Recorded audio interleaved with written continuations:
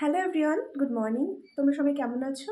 অনেক দিন ধরে এইভাবে তোমাদের সাথে ভিডিওটা স্টার্ট করা হচ্ছে না, তো ভাবলাম আজকে একটু স্টার্ট করা যাক। আজকে একটু সানডে, তো সানডের ব্লগই তোমাদের সাথে আমি শেয়ার করবো আজকে। তো এর আগে তো এরকম কুচকুচ করে এরকম ব্লগ বানিয়েছি, সেগুলো তো তোমরা দেখেইছো। তো আজকে থেকে আমি ভালোভাবে ব্লগ স্টার্ট করলাম। তো এই কথাটা আমি সবসময় বলি, জানি না পারবো কি না। আসলে নানান দিকে নানান কাজ অ্যাড হয়ে গেছে, তো হয় না একা একা। তো কেউ যদি আমি কী কাজ করছি কেউ যদি ধরে দেয় তাহলে আমার ভালো হয়। তো যাই হোক, দেখো সকালবেলা এখন বাজে 6:30, 6:45 মতন।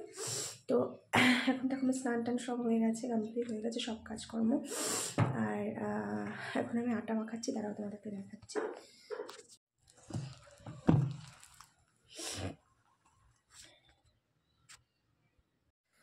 তো আজকে সকালে যেহেতু রবিবার ছুটি, সবারই ছুটি, তো যে কারণে রুটি করা হচ্ছে। সকালবেলা ভাত খেতে চায় না কেউ, রুটি আর একটা কিছু করবো, ব্যাস সকালের টিফিন হয়ে যাবে। একটু পরে আমার পড়ানো আছে 7:30 থেকে, তো ওই জন্য তাড়াতাড়ি করে এগুলো রেডি করে রেখে তারপর পড়াবো, পড়িয়ে টড়িয়ে তারপর এরকম। তো যাই হোক, তোমরা ভিডিওটা স্কিপ না করে দেখতে থাকো, আশা করছি অনেক ভালো লাগবে। আজকে অনেক ভালো করে ভিডিও শ্যুট করার চেষ্টা করব। তো সকাল সকালেই আজকে ভয়েস দিয়ে কথা বলছি। তো বছরের শেষ দিনে জানাই তোমাদেরকে অনেক অনেক শুভকামনা, যেন নতুন বছর তোমাদের অনেক অনেক ভালো কাটুক। তো এটা প্রথমে ভিডিওর শুরুতে বলা হয়নি, যাই হোক। তো দেখো আমি এখানে আলু কেটে নিয়েছি, আলু পেঁয়াজ লঙ্কা একসাথে দিয়ে ভালো করে ফ্রাই করবো, ভাজবো। আর রুটি করবো, আর কিছুই করবো না, হালকা কিছুই করবো, শুধু চা করবো ব্যাস। রবিবার যেহেতু দুপুরবেলা কি আনবে জানি না, তো ওই জন্য হালকা পাতলাই টিফিন করি সকালবেলাটাই ভালো লাগে। শীতকালের বেলা তো খাবার দাবার হজম বেশি রিচ খাওয়ার তো উচিত নয়। তো যাই হোক, বলছি ঠিকই কিন্তু বুঝি না কিন্তু। তো তারপরে আমি আলুটা ভেজে নিই, ওরা হয়তো পড়তে চলেই আসবে এক্ষুনি। হেয়ারব্যান্ড দিচ্ছি, এদিকে মামামকে কী করে দিলাম, পিডিয়াশিওর আর বিস্কুট দিয়ে দিয়েছি। ও এখন খেয়ে নেবে, আমি খাইয়ে দেবো, তাই তো? খাবি তো? না। কেন? ক্রিম বিস্কুট নেই বলে ওর একটু মন খারাপ হয়ে গেছে। রোজ রোজ ক্রিম বিস্কুট খেলে পেট ব্যথা করবে, জানো? ঠিক আছে, আবার এনে দেবো, বিকেলবেলা খাবে, ঠিক আছে? দোকানে যাও। আচ্ছা মোবাইল দেখো, আচ্ছা মোবাইলটা এবারে উঠকে। এরপরে টিফিন বানিয়ে তারপর আমি পড়িয়েছিলাম। পড়াতেই এমন একটা খারাপ একটা জিনিস দেখলাম, যেটা হচ্ছে বছরের শেষ দিনেই আমার এত একটা বড় ক্ষতি হয়ে যাবে আমি ভাবতে পারিনি, জানো? তো তোমরাই দেখে নাও কী হয়েছে। দেখো এগুলো সবগুলোই কাজ, এই দেখো পুরো সারা ঘরে ভর্তি হয়ে গেছিলো কাজে। আর ওই দেখো কাজ।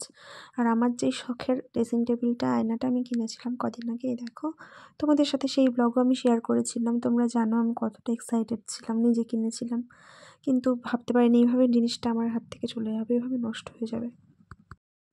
কীরকম খারাপ লাগে বলো তো, এইভাবে শখ করে জিনিস কিনলে যদি এইভাবে নষ্ট হয়ে যায়। তো তোমাদেরকে বলছি সবটা, আমি নিজেও জানি না যে কীভাবে নষ্ট হলো। দরজাটা বন্ধই ছিল।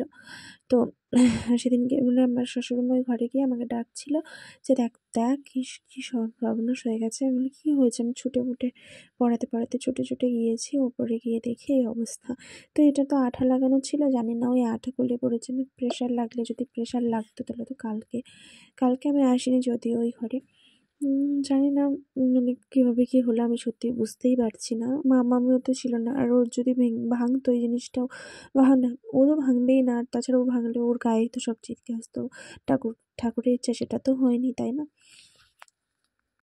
তারপর আমি পড়াতে ছুটিয়ে দিয়েছিলাম, জানো? মনটা ভেঙে গেছে একদম আয়নার সাথে আমারও, যেটা সত্যি শখ করে কিনেছিলাম, তো নিজে কষ্ট করে কিনেছিলাম, সেই জন্য আরও বেশি কষ্ট হচ্ছিলো। সত্যি বলবো, বলে বোঝাতে পারবো না কতটা খারাপ লাগছিল। আর কি করব, এগুলো দেখো কাজগুলো আস্তে আস্তে কাগজ দিয়ে কুড়িয়ে প্লাস্টিকে তুলছিলাম। মনটা খুবই খারাপ ছিল, কিছু যে বলবো সেই পরিস্থিতি ছিল না।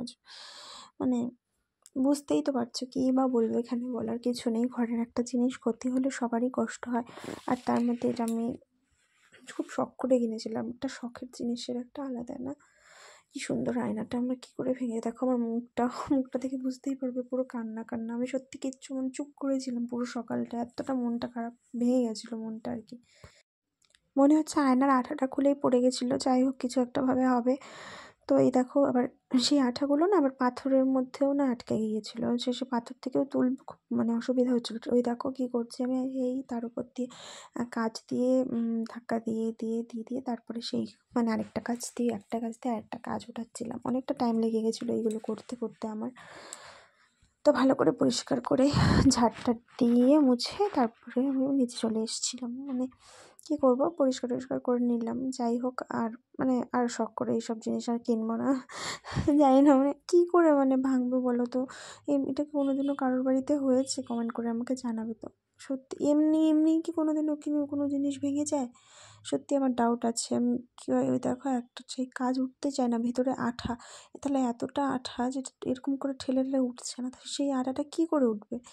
আমি সত্যি মানে কনফিউজ, বুঝতেই পারলাম না কীভাবে কী হয়ে গেল।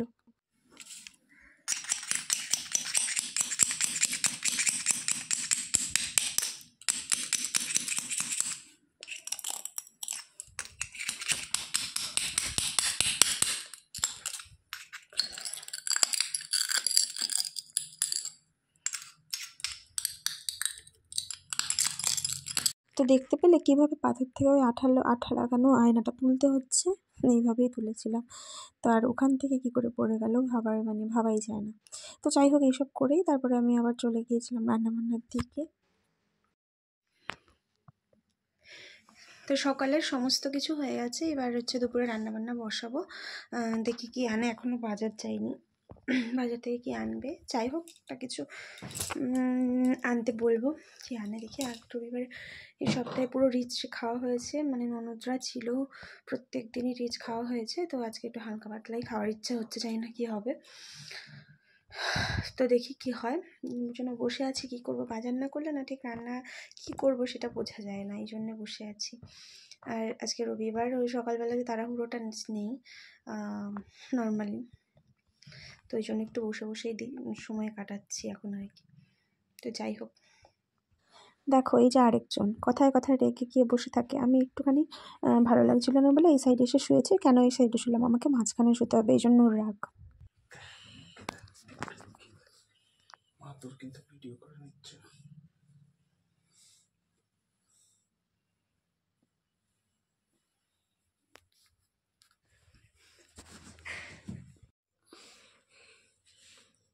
দুষ্টু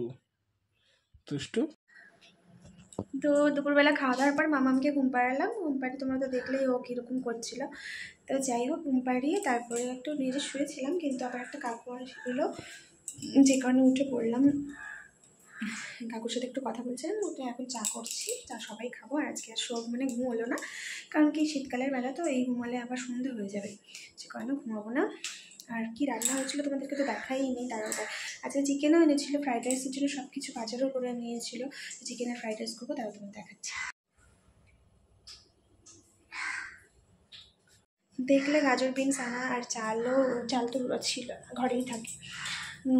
তারপর এবার করে নিতাম। চিকেনও আনা হয়েছে, ফ্রিজে তুলে দিয়েছি, যে কারণ কি দেরি করেছে আনতে। আমি তার আগে মাছের ঝোল আর চিংড়ি মাছ দিয়ে একটা পালং শাক দিয়ে চচ্চড়ি হয়ে গেছিলো। তো ভাবলাম যে থাক, কালকে 1 জানুয়ারি যেহেতু কালকেই করবো, আজকে আর করবো না। রাত্রে করার কথা ছিল, তো রাত্রে আর করবো না, কারণ সব কিছু রয়েছে। আর কি দেখাবো, থাক। মাছের ঝোল আর এই চচ্চড়ি করা হয়েছিল চিংড়ি মাছ দিয়ে, বাগদা চিংড়ি গলদা চিংড়ি মিশিয়ে এনেছিল আজকে। চাটা ফুটুক, ততক্ষণে তোমরা দেখতে থাকো ভিডিওটা। Happy new year everyone. আবার তোমাদের সাথে সকালবেলা দেখা হলো আমাদের ছাদে। টিফিন হয়ে গেছে করে আমি একটু ছাদে বসেছিলাম, মামাকে খাওয়াচ্ছিলাম। তো খাওয়াতে ও আবার বললো আমি দাদুর কাছে খাবো। তারপরে দেখো এটা দাদুর কাছে খাচ্ছে, আমি বসেছিলাম।